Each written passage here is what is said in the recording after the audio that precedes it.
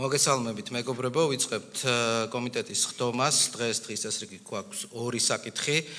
პირველი საკითხი ეს არის დიზაინის სამართლის შესახებ რიადის ხელშეკრულება და დიზაინის სამართლის შესახებ რიადის ხელშეკრულების რეგულაციები და საქართველოს კანონის პროექტი დიზაინის შესახებ კანონის ცვლილებების შეტანის თაობაზე. მომხსენებელი არის მთავრობის საპარლამენტო მდივანი ბატონი ვახტანგ ბაჩიაშვილი. ბატონი ვახტანგ, გთხოვთ. მანამდე გთხოვთ თანხმობას დღის წესრიგზე. მადლობა.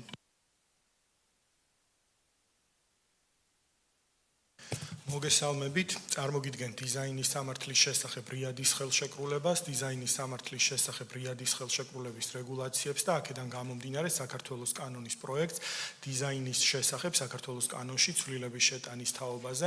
აღნიშნული ხელშეკრულება მიღებული იქნა 2024 წელს საუდის არაბეთის სამეფოში რიადში ინტელექტუალური საკუთრების მსოფლიო ორგანიზაციის დიპლომატიურ კონფერენციაზე. ამავე კონფერენციაზე დამტკიცდა და შემუშავებული იქნა რეზოლუცია და დიზაინის სამართლის შესახებ რიადის ხელშეკრულების რეგულაციებიც.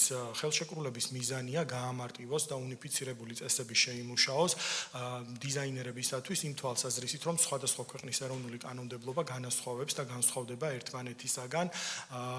დიზაინის პროცედურების ეროვნულ საკპატენტის მსგავ ორგანოში წარდგენის, შესაბამის ფორმალური მოთხოვნების ექსპერტიზის ჩატარების თუ ვადის გაშვების პროცედურები. იქიდან გამომდინარე, რომ ეკონომიკის გლობალიზაციის პირობებში განსაკუთრებული მნიშვნელობა ენიჭება დიზაინერების უფლებების დაცვას, რიადის ხელშეკრულების მიზანი სწორედ ამ ადმინისტრაციული და სხვადასხვა ბიუროკრატიული ბარიერების აღმოფხვრა. დღესდღეობით დიზაინის ხელშეკრულებას ხელი მოაწერა 28 სახელმწიფომ და მასში არსებულ პრინციპებს იზიარებენ, მათ შორის არის ისეთი ქვეყნები, როგორიც არის შვეიცარიის კონფედერაცია, დიდი ბრიტანეთისა და ჩრდილოეთ ირლანდიის გაერთიანებული სამეფო.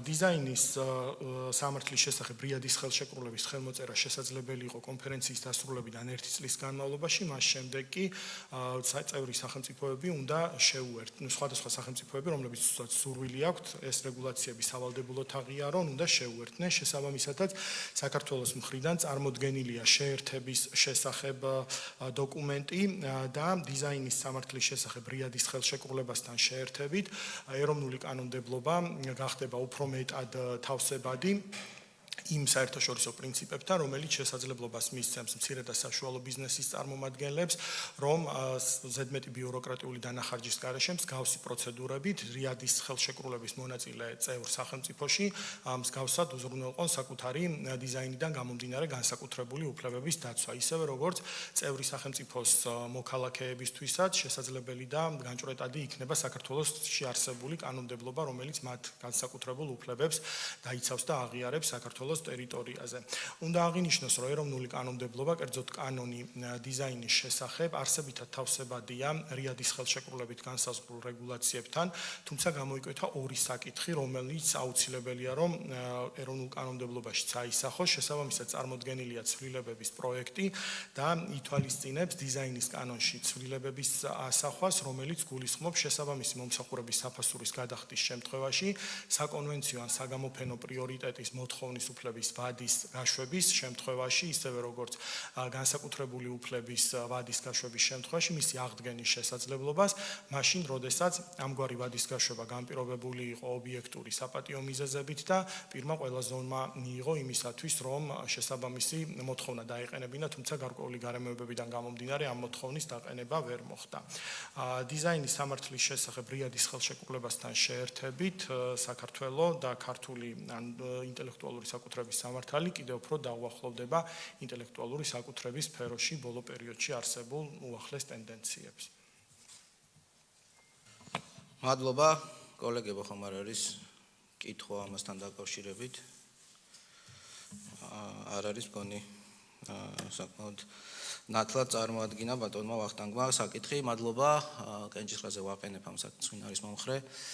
მადლობთ, საკითხი მიღებულია.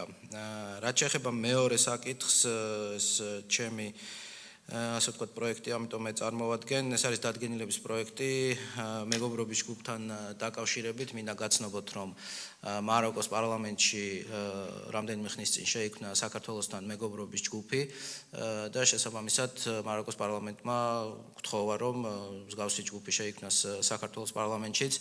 ეს ჯგუფი არსებობდა წინა მოწვევის პარლამენტში, უბრალოდ ახალი მოწვევის პარლამენტში აღარ შევქმნით, იმიტომ რომ მაროკოს არ ქონდა შესაბამისად შექმნილი მეგობრობის ჯგუფი, თუმცა ახლა რადგან მაროკოს პარლამენტმა შექმნა მეგობრობის ჯგუფი, ფიქრობ რომ მიზანშეწონილია რომ ჩვენ გქონდეს მეგობრობის ჯგუფი, მით უმეტეს რომ ამ რეგიონთან ჩვენ მაინც და მაინც ასე ვთქვათ მჭიდრო და ახლო ურთიერთობები არ გვაქვს და მნიშვნელოვანია რომ საპარლამენტო განზომილებაში მაინც გქონდეს საპარლამენტო ურთიერთობები ზოგადად ჩრდილოეთ აფრიკის ქვეყნებთან. ამიტომ მოგიწოდებთ რომ მხარი დაუჭიროთ ამ ინიციატივას და ასევე მოგიწოდებთ რომ როდესაც ეს ჯგუფი უკვე შეიქმნება, გაწევრიანდეთ ასევე ამ ჯგუფში.